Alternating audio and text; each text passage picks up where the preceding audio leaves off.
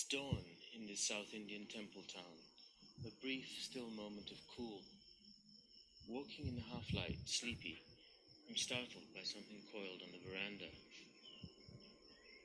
A snake, and from the looks of it, sleepy too. Best wait for it to move off on its own.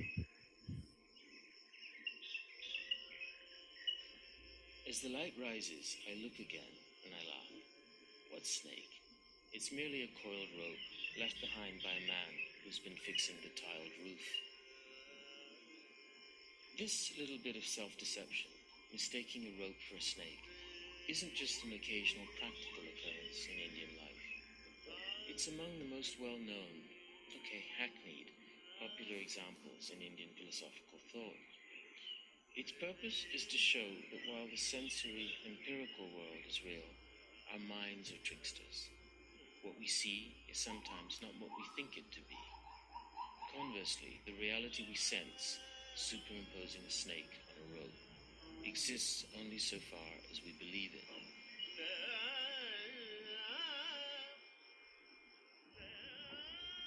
Hindu philosophy is pervaded by mistakings, by metaphors of concealment and obscuration.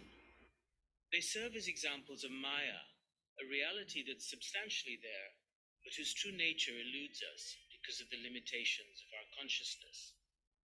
If we can push aside this slippery and illusory reality, though, we can find something pure and constant, the world of universal spirit, Brahman. This belief in Maya, which hides Brahman, is at the core of what many today see as the philosophy of Hinduism. And we owe that definition of Hinduism to a philosopher and religious teacher who lived in the 8th century, Adi Shankaracharya.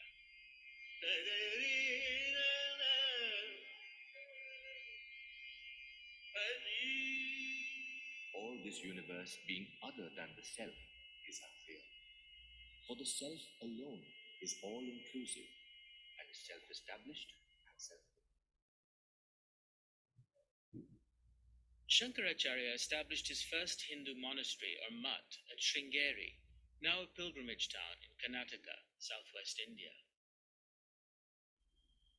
To get to Sringeri, you have to take narrow hill roads that wind up through the hills of northern Karnataka, past miles and miles of coffee plantation, tall palms, splays of bamboo. It's a little hill town, the mutt and temple separated by a river set amidst meadows. Shankaracharya, or Shankara as he was also known, transformed existing Hindu beliefs and practices. And in many ways, it's he who made the faith what it is today, the third largest religion in the world. While there's some dispute about dates, it's generally reckoned that Shankara was born in the 8th century in the Malabar region of southern India, today's Kerala state. In Europe, this was the era of Charlemagne pursuing a bloody expansion of Christendom in his campaigns against the Saxons, Saracens, Moors, and Slavs, and gaining for himself Rome's Christian imperium. Shankara's campaign to a certain extent Hindu beliefs was vastly different. It was an intellectual struggle, prosecuted through debates he held across the length and breadth of India.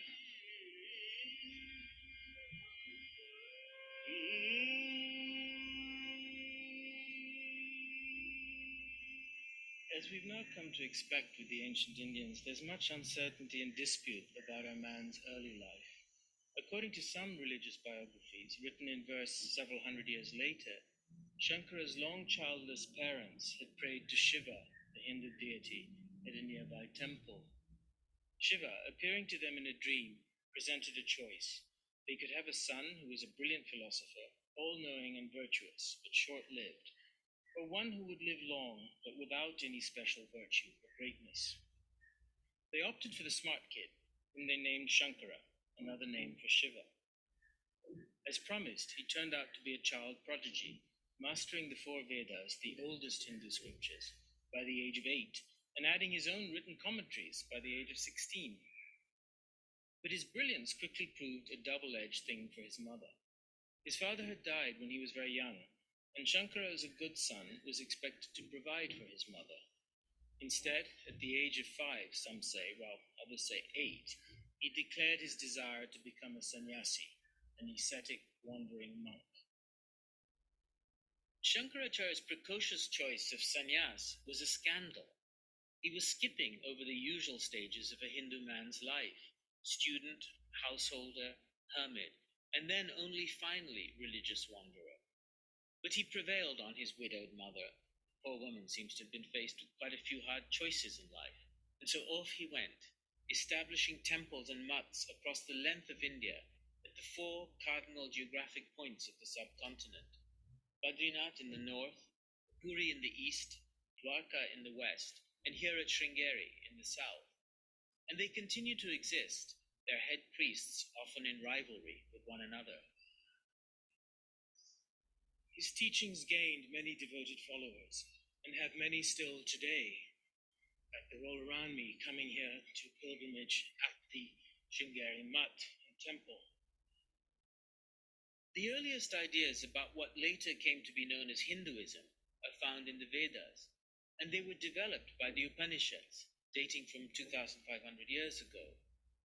These Sanskrit writings, known as the Vedanta, or the end of the Vedas, began to answer some of the eternal questions that had been posed in the Vedas. Where do we come from? Why are we here?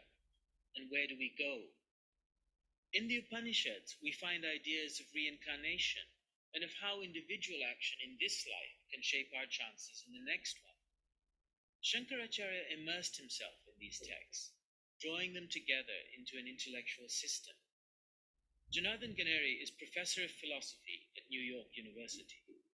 Shankara's ambition was to provide a unified, single reading of the great plurality and diversity of the Hindu scriptures.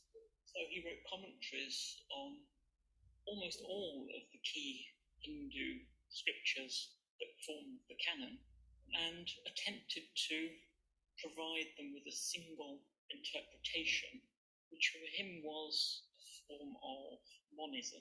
That is to say, he thought there was just one real entity, the name of which is Brahman, the fundamental grounding principle of the universe, and that everything else, all the apparent distinctions and differences in the world, including differences between different individual selves, are illusory. Shankara's monism was crucially different from monotheism. Unlike the jealous paternal god of the Abrahamic faiths, and unlike too the superhuman personal gods of the Vedic pantheon, Shankara's Brahman was without positive attributes, a god or all-pervading substance without qualities. You cross over a bridge and climb a hill to get to the Sringeri Mutt, the monastery established by Shankaracharya. Its modern incarnation is somewhat different from when it was founded in the 8th century, and so it would seem are some of the practices of the present-day monks, who are maybe a little forgetful of Shankaracharya's original views.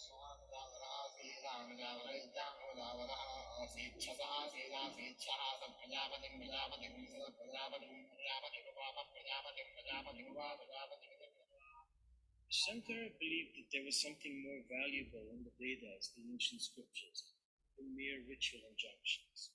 For instance, the recitation of mantras, word sounds whose repetition was supposed to up one's karmic investment fund, and so to improve chances of escape from the cycle of birth and death. For Shankaracharya, that was a misunderstanding of the individual spirit's path to liberation. To him, the Vedas, and especially the later Upanishads, contained knowledge, jnana, which revealed the essential unity of man and the cosmos. So Vedic Hinduism had to be newly formulated. Its obsession with rituals must be replaced by asceticism, celibacy, and intellectual rigor. Instead of mantras, he prescribed, therefore, meditative reflection, through which each individual could come to recognize the identity between his or her own essence and Brahman, the universal spirit. Once we grasp that oneness with the eternal, we attain moksha. Moksha, release from the cycle of birth and death. Shankaracharya's doctrine came to be known as Advaita Vedanta, which crystallized existing beliefs into a new religious philosophy. His efforts to capture the oneness of the universe produced beautiful, sometimes enigmatic sentences. I am neither earth, nor water, nor fire, nor air, nor sense organ, nor the aggregate of all these. All these are transient. I am neither above nor below, neither inside nor outside, neither middle nor across, neither the east nor west. For I am indivisible, one by nature, and all the building is this.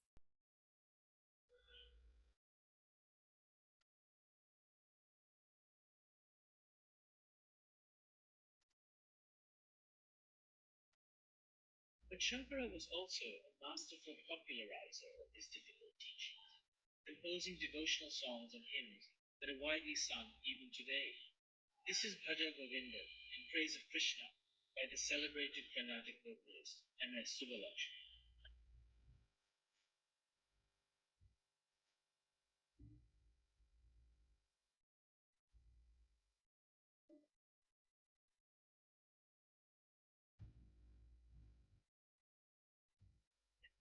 The version of Hinduism Shankara propagated gained popularity, but there are aspects of it not all Hindus would share or even recognize. Wendy Donegal, professor of the history of religions at the University of Chicago. Shankara is there, everybody knows about him. Some people use him as their own guide to their own thinking about the meaning of life. And those people say that's what Hinduism really is, but it's really not. It's what some of Hinduism is. The trouble is that one branch of Hinduism, which includes the Shankara tradition, the philosophical tradition, was very attractive to the British when they came to India and they began the British Raj. They liked that it was a philosophical tradition. They could come to terms with that. The rest of Hinduism, which is to say most of Hinduism, with the gods with many arms and the goddesses that drink warm blood, the British didn't really like that part of Hinduism. So the Hindus who worked with the British, which is to say quite a lot of people, they became ashamed of that part of their own religion. It was Hindu revivalists and nationalists who, at the end of the 19th and in the 20th century, embraced Shankara's monism as Hinduism's muscular response to the monotheistic religions of Christianity and Islam. So proselytizers like Vivekananda, whom we'll hear about later in this series, invoked Shankara's ideas and argued for the creation of schools to promote Advaita Vedanta and to foster national self-pride. The present-day Shankaracharyas may be the nearest thing Hinduism has to a pope or papacy. But Hinduism itself remains as it was when Shankara lived, multiple in form, bubbling with internal arguments, and accepting of different forms of belief. There's no single defining text or interpreter. What there are mesmerizing questions, puzzles, daybreak doubts about the nature of our perceptions, the limits of ourself, the relationship between that self and the unceasing flow of time.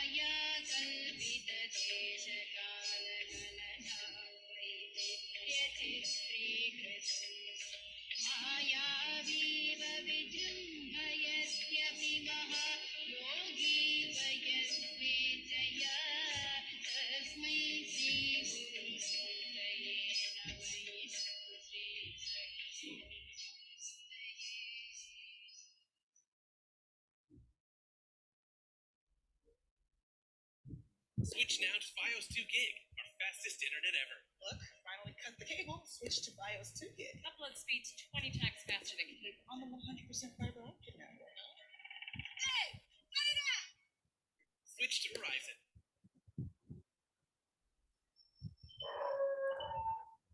Nice, great, sir, great, super.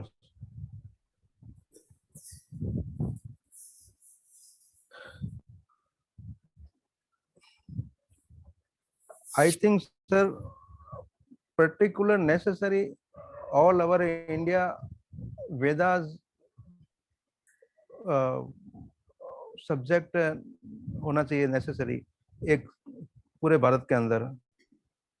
Present जो youth है, आज के youth को 10% लोगों को, तो मैं नहीं कह सकता, बाकी 90% लोगों को इनका जानकारी भी नहीं है हमारे शंकराचार्य की, उनके जीवन के शैली की, उनका आदर्श हमें सीखना चाहिए।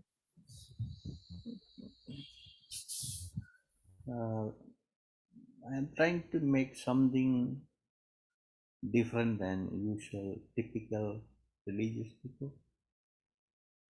Shankaracharya's philosophy is more universal than anyone else. Very universal, and I know his own people got upset when they destroyed him. That's why it is. A lot of time when we tell the truth on their face, they get scared and they get aggressive or jealousy, create problem. And we cannot do fast track promotions. We had to get small groups, educate them. That's the way we had to move. And majority of the people around the globe, they belong to either one religion or ethnicity, and they want to open it because of the fear. If they say something truth or if they practice something new, the group may exclude them from their team. People have fear. So let us see how it will work out. Yeah. His philosophies are so beautiful. He did very well. Unquestionable. That's how it is. कुछ नुकसान sir हमारी technology का भी है। Last 100 year before technology advance, culture loss, I think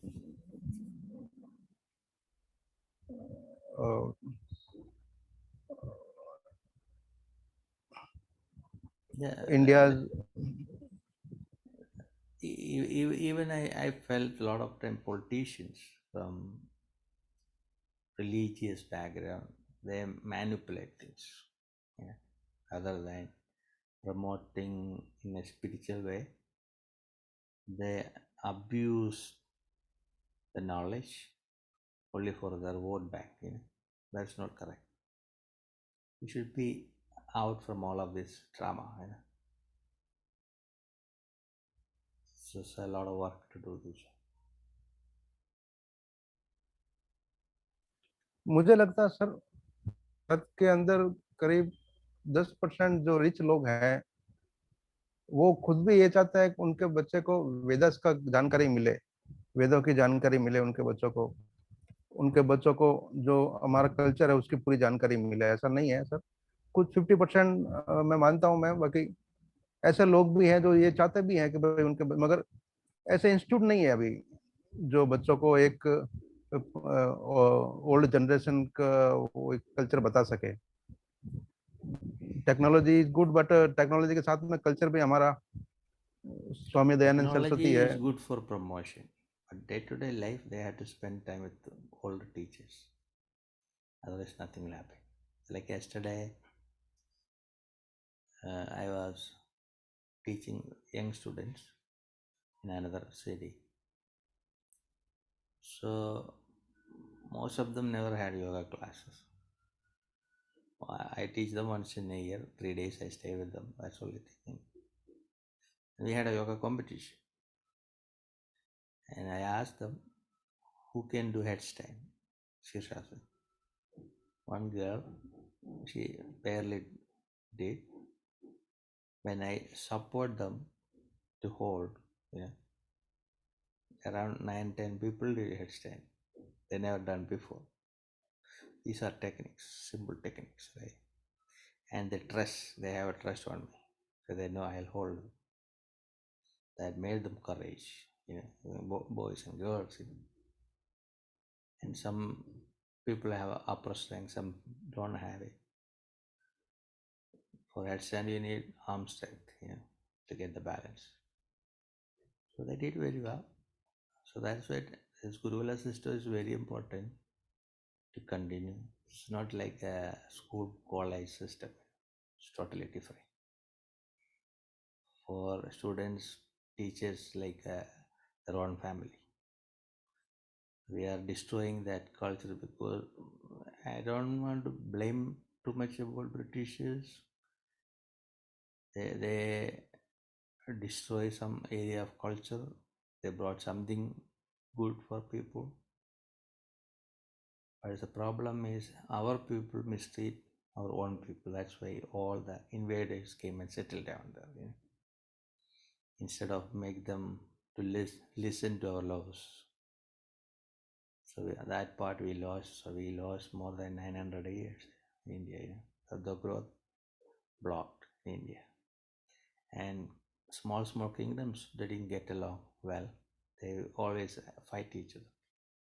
So other people were able to enter in the country. But at least best part is now we have Indian Union. All are in one roof. That's the best part. But still, parties won't get along, cultures won't get along, language barriers, all are still there. And we cannot force a state to speak only one language. It won't happen. So this is a unity in diversity. That's the way leaders supposed to be. I see some federal government officials, they won't support some states. That will destroy the development of people. So it's a lot to change there. So I hope upcoming years changes will happen. Whatever we can do, we'll do it. So tomorrow we have some speakers. Then Sunday we have people from South America. They are going to have program. Then I had to work on it because I came late from India, so everything delayed. I just start connecting people. Anyway, a resolution happened for the yoga day. That's the best part we did on Monday. Went well. Something good things are happening. But last year we did very well because we connect every single person 1 month in advance. So this time it didn't happen like that. But anyway, it did. No problem. Yeah. So I'll try to show one more document. Let me see. It will be better.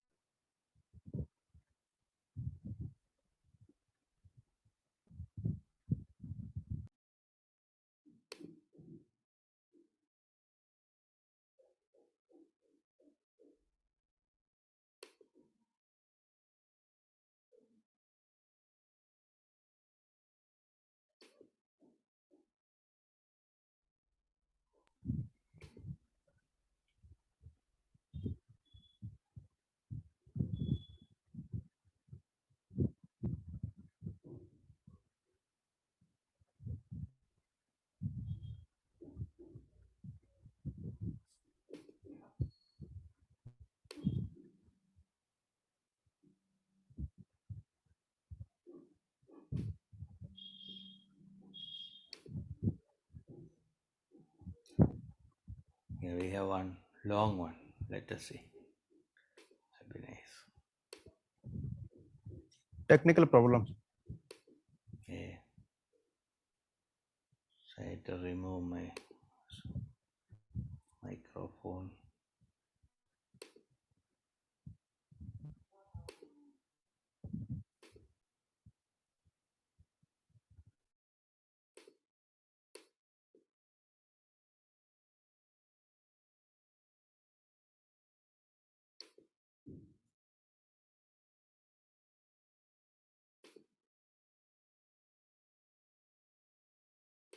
Great event. All the people, when they came to know that such a big event is going to happen and that the birthplace of Adi Shankara is ultimately going to get a beautiful temple, their joy knew no bounds.